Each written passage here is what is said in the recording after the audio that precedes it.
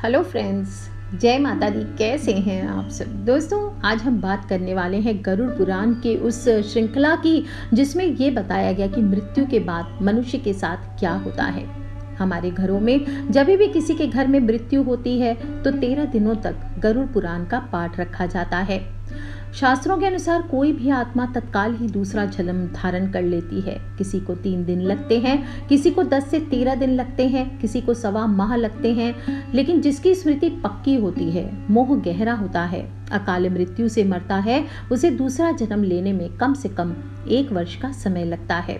तीसरे वर्ष गया में उसका अंतिम तर्पण किया जाता है।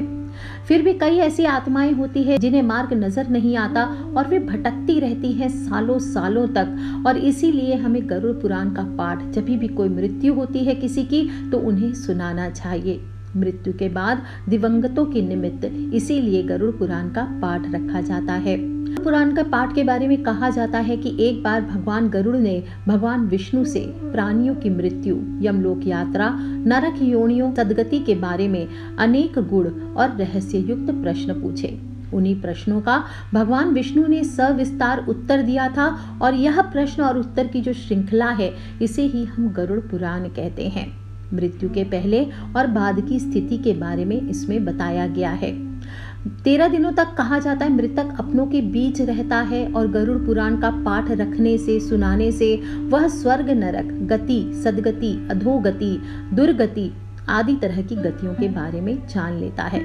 आगे की यात्रा में उसे किन किन बातों का सामना करना पड़ेगा, कौन से लोक में उसका गमन होगा, यह सब गरुड़ पुराण सुनकर जान लेता है। इस बहाने सिर्फ उनके ही नहीं, मृतक के परिजन भी ये जान लेते हैं कि बुराई क्या है, सदगति किस तरह के कर्मों से मिलती है, ताकि मृतक और उसके परिजन दोनों ही भली भांति जान लें कि उच्च लोक की यात्रा करने के लिए कौन से कर्म करने चाहिए। और गरुड़ पुराण हमें सत्कर्मों को करने के लिए प्रेरित करता है। सत्कर्म और सुमति से ही मनुष्य को सद्गति और मुक्ति मिलती है, और गरुड़ पुराण में व्यक्ति के कर्मों के आधार पर ही दंड स्वरूप मिलने वाले विभिन्न नरकों के बारे में बताया गया है। गरुड़ पुराण के अनुसार कौन सी चीजें मनुष्य को सद्गति की ओर ले जाती है, इस बात का उत्तर भगवान विष्णु ने दिया है। और गरुड़ पुराण में हमारे जीवन को लेकर कई गूढ़ बातें बताई गई है जिनके बारे में व्यक्ति को जरूर जानना चाहिए। आत्मज्ञान का विवेचन ही गरुड़ पुराण का मुख्य विषय है। गरुड़ पुराण में 19,000 श्लोक में से बचे 7,000 श्लोक में गरुड़ पुराण में ज्ञान, धर्म, नीति, रहस्य, व्यवहारिक जीवन, आत्म, स्वर्ग, नरक और अन्य लोकों का वर्णन मिलता है। इसमें भक्ति हो, ज्ञान हो, वैराग्य हो, सदाचार हो, निष्काम कर्म की महिमा के साथ यज्ञ, दान, तप, तीर्थ आदि शुभ कर्मों में सर्वसाधारण को प्रवृत्त करने के लिए अनेक लौकिक और पारलौकिक फलों का वर्णन किया गया है। ये सभी बातें मृतक और उसके परिजन जानकर अपने जीवन को सुंदर बना सकते हैं। इसके अतिरिक्त इसमें आयुर्वेद, नीति सार आदि विषयों के वर्णन के साथ मृत जीव के अंतिम समय में किए जाने वाले कृत्यों का भी विस्तार से निरूपण किया गया है। कहते हैं गरुड़ पुराण का पाठ सुनने से ही मृतक की आत्मा को शांति प्राप्त होती है, उसे मुक्ति का मार्ग पता चल जाता है। वह अपने सारे संताप को भूलकर प्रभु मार्ग पर चलकर सद्गति को प्राप्त कर या तो पितरलोक में चला जाता है या पुनः मनुष्य की योनि में जन्म लेता है। उसे प्रेत बनकर नहीं भटकना पड़ता। पुराणों में गरुड़ पुराण का अपना एक विशेष महत्व है। इसके अधिष्ठात्री देव भगवान विष्णु हैं, अतः गरुड़ पुराण में भक्ति विस्तार का वर्णन है। इसमें श्राद्ध, तर्पण, मुक्ति के उपाय तथा जीव की गति का विस्तृत वर्णन भी मिलता है। गरुड़ ने विष्णु भगवान से इस कथा को सुनी और फिर कश्यप ऋषि को सुनाई। पहले भाग में विष्णु भक्ति और उपासना की विधियों का उल्लेख है तथा मृत्यु के उपरांत प्रायः गरुड़ पुराण के श्रवण का प्रावधान है, और मरने के बाद मनुष्य की क्या गति होती है, उसका किस प्रकार से योनियों में जन्म होता है, प्रेत योनि से मुक्ति कैसे पाई जाती है, श्राद्ध हो, पितृकर्म हो किस तरह करने चाहिए, नरकों के दारुण दुख से कैसे मोक्ष प्राप्त किया जा सकता है आदि का विस्तार पूर्वक वर्णन है। विभिन्न कर्मों से प्राप्त होने वाले नरकों, योनियों तथा पापियों की दुर्गति से संबंधित अनेक गूढ़ एवं रहस्य युक्त प्रश्न पूछे। उस समय भगवान विष्णु ने गरुड़ की जिज्ञासा शांत करते हुए उन्हें जो ज्ञान में उपदेश दिया था, उसी उपदेश का इस पुराण में विस्तृत विवेचन किया गया है।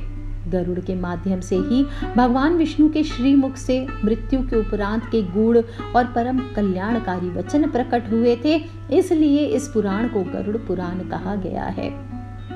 इस पुराण को मुख्य गारुड़ी विद्या भी कहा जाता है और इस ज्ञान का सर्वप्रथम ब्रह्मा जी ने महर्षि वेद व्यास को प्रदान किया था। तत्पश्चात व्यास जी ने अपने शिष्य सूत जी को तथा सूत जी ने नैमिषारण्य में शौनक आदि ऋषि मुनियों को प्रदान किया था। सबसे प्रथम पूर्व खंड आता है, जिसे आचार खंड भी कहा जाता है। अध्याय 1 पहले भाग में भगवान विष्णु की भक्ति की विस्तृत विवेचन किया गया है। इसमें भक्ति, ज्ञान, वैराग्य, सदाचार एवं निष्काम कर्म की महिमा, यज्ञ, दान, तप, तीर्थ सेवन, देव पूजन आदि का वर्णन है। दूसरा खंड जो उत्तर खंड जिसे कहते हैं प्रेत कल्प भी कहते हैं, प्रेत कल्प में 35 अध्याय है। इन अध्यायों में मृत्यु का स्वरूप, मरणासन्न व्यक्ति की अवस्था तथा उनके कल्याण के लिए अंतिम समय में किए जाने वाले क्रियाकृत्य का विधान है। यमलोक, प्रेत लोक और प्रेत योनि क्यों प्राप्त होती है, इसके कारण, दान महिमा, प्रेत योनि से बचने के उपाय, अनुष्ठान और श्राद्ध कर्म आदि का वर्णन विस्तार से किया गया है। गरुड़ पुराण के अनुसार जिस समय मनुष्य की मृत्यु होने वाली होती है, उस समय वह बोलने का यत्न करता है, लेकिन बोल नहीं पाता। कुछ समय में उसकी बोलने, सुनने आदि की शक्ति नष्ट हो जाती है। उस समय शरीर से अंगूठे के बराबर आत्मा निकलती है, जिसे यमदूत पकड़कर यमलोक ले जाते हैं और यमराज के दूत आत्मा को यमलोक तक ले जाते हुए डराते हैं और उसे नरक में मिलने वाले दुखों के बारे में बताते हैं। यमदूतों की ऐसी बातें सुनकर आत्मा जोर जोर से रोने लगती है। यमलोक तक जाने का रास्ता बड़ा ही कठिन माना जाता है और जब जीव आत्मा तपती हवा और गर्म बालू पर चल नहीं पाती और भूख प्यास से व्याकुल हो जाती है, तब यमदूत उसकी पीठ पर चाबुक मारते हुए उसे आगे बढ़ने के लिए कहते हैं। वह आत्मा जगह जगह गिरती है, कभी बेहोश हो जाती है, फिर उठकर आगे की ओर बढ़ने लगती है। इस प्रकार यमदूत जीवात्मा को यमलोक तक लेकर जाते हैं। इसके बाद उस आत्मा को उसके कर्मों के हिसाब से फल देना निश्चित होता है। इसके बाद वह आजीव आत्मा यमराज की आज्ञा से फिर से अपने घर आती है। इस पुराण में बताया गया कि घर आकर वह जीवात्मा अपने शरीर में फिर से प्रवेश करना चाहती है, लेकिन यमदूत उसे अपने बंधन से मुक्त नहीं करते और भूख प्यास के कारण ही आत्मा रोने लगती है। इसके बाद जब उस आत्मा के पुत्र आदि परिजन अगर पिंडदान नहीं देते, तो वह प्रेत बन जाती है और सुनसान जंगलों में लंबे समय तक भटकती रहती है। मनुष्य की मृत्यु के बाद 10 दिन तक इसीलिए पिंडदान अवश्य करना चाहिए। यमदूतों द्वारा 13वें दिन फिर से आत्मा को पकड़ लिया जाता है। इसके बाद वह भूख प्यास से तड़पती 47 डेज तक 47 दिन तक लगातार चलकर यमलोक पहुंचती है। और इस गरुड़ पुराण के अनुसार जो बुरे कर्म करने वाले लोग हैं, उनको नरक में डाला जाता है, कड़ी सजा दी जाती है, जैसे लोहे के जलते हुए तीर से इन्हें बांधा जाता है। लोहे के नुकीले तीर में पाप करने वाले को पिरोया जाता है और कई आत्माओं को तो लोहे की बड़ी बड़ी चट्टानों के नीचे दबाकर सजा दी जाती है। किस आत्मा को क्या सजा मिलने वाली है, ये उसके कर्म निश्चित करते हैं। जिस प्रकार 84 लाख योनियां हैं, उसी प्रकार 84 लाख नरक भी हैं, जिन्हें जीव अपने कर्म फल के रूप में भोगता है। और गरुड़ पुराण ने इसी स्वर्ग नरक वाली व्यवस्था को चुनकर उसका विस्तार से वर्णन किया गया है।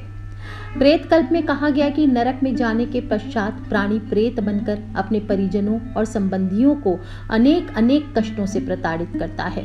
वह पराई स्त्री और पराये धन पर दृष्टि गड़ाए हुए व्यक्तियों को भारी कष्ट पहुंचाता है। जो भी मनुष्य दूसरे की संपत्ति हड़प कर जाता है, अपने दोस्त से धोखा करता है, विश्वासघात करता है, ब्राह्मण हो मंदिर हो, इनकी संपत्ति का हरण करता है, स्त्रियों हो बच्चों हो, इनका संग्रहित धन छीन लेता है, पराई स्त्रियों से व्यभिचार करता है, निर्बल जो होते हैं उनको सताता है, ईश्वर में विश्वास नहीं करता है और कन्या का खरीद बेच करता है, माता बहन पुत्री पुत्र स्त्री पुत्र वधू आदि के निर्दोष होने पर भी उनका त्याग कर देता है, ऐसा व्यक्ति प्रेत योनि में अवश्य जाता है और उसे अनेक अनेक नारकीय कष्ट भोगने पड़ते हैं, उसकी कभी मुक्ति नहीं होती। ऐसे व्यक्ति को जीवित रहने पर भी अनेक रोग और कष्ट घेर लेते हैं।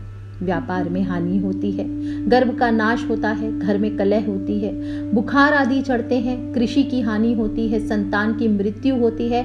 इस प्रकार से वह जीते जी दुखी होता है और अकाल मृत्यु उसी व्यक्ति की होती है जो धर्म का आचरण और नियमों का पालन नहीं करता तथा जिसके आचार विचार दूषित होते हैं। उसके दुष्कर्म ही उसे अकाल मृत्यु में ढकेल देते हैं। गरुड़ पुराण में प्रेत योनि और नरक में पड़ने से उपाय भी बताए गए हैं। इनमें सबसे प्रमुख उपाय है दान दक्षिणा करना, पिंड दान करना, श्राद्ध कर्म करना। जो पितृ पक्ष आ रहे इसमें अपने पितरों के निमित्त जल देना। और एक तरफ से गरुड़ का पुराण में कर्म कांड पर बल दिया गया है तो दूसरी तरफ से आत्मज्ञान के महत्व को भी प्रतिपादन किया गया है। परमात्मा का ध्यान हमेशा करते रहना चाहिए, यही आत्मज्ञान का सबसे सरल उपाय है और उसे अपने मन और इंद्रियों पर संयम रखना आवश्यक होता है। इस प्रकार कर्म कांड पर सर्वाधिक बल देने के उपरांत गरुड़ पुराण में ज्ञानी और सत्यव्रती व्यक्ति को बिना कर्म कांड किए भी सद्गति प्राप्त कर परलोक में उच्च स्थान प्राप्त करने की विधि बताई गई है। तो इस बार पितृपक्ष में आप सबको मैं आगे सुनाऊंगी गरुड़ पुराण, सभी को जरूर सुनना है। कनेक्टेड रहिए और अपने फ्रेंड्स, फैमिली, मम्मी पापा, भाई बहन, बच्चे, क्योंकि पाप दिन पर दिन समाज में बढ़ता जा रहा है। चारों तरफ हाहाकार मच चुका है, लोग गलतियों पे गलतियां कर रहे हैं, गलत काम पे गलत काम कर रहे हैं, दूसरों को सताना, व्यभिचार करना, गलत लोगों से संपर्क बनाना, ये बढ़ता चला जा रहा है। ऐसे में ये छोटा सा गरुड़ पुराण इस पितृपक्ष में सुनकर हम इस छोटे से उपाय को करके हम अपने जीवन को सुखमय बना सकते हैं, पितृ दोष से मुक्ति पा सकते हैं, साथ ही साथ अपने पितृ को नरक के द्वार से निकालकर स्वर्ग में पहुंचा सकते हैं। जो भी हमारे पितृ की आत्माएं प्रेत बनकर भटक रही है उनको मोक्ष की प्राप्ति होती है। ये गया में पिंड दान करने के बराबर होता है गरुड़ पुराण को सुनना। तो कर लीजिए दोस्तों, आप भी सुने और अपने फ्रेंड्स, फैमिली, मम्मी पापा, भाई बहन, बच्चे सभी लोगों से इसे शेयर ज़रूर करें ताकि सभी लोग इसे सुनकर मुक्ति को प्राप्त कर सकें। आज के लिए इतना ही।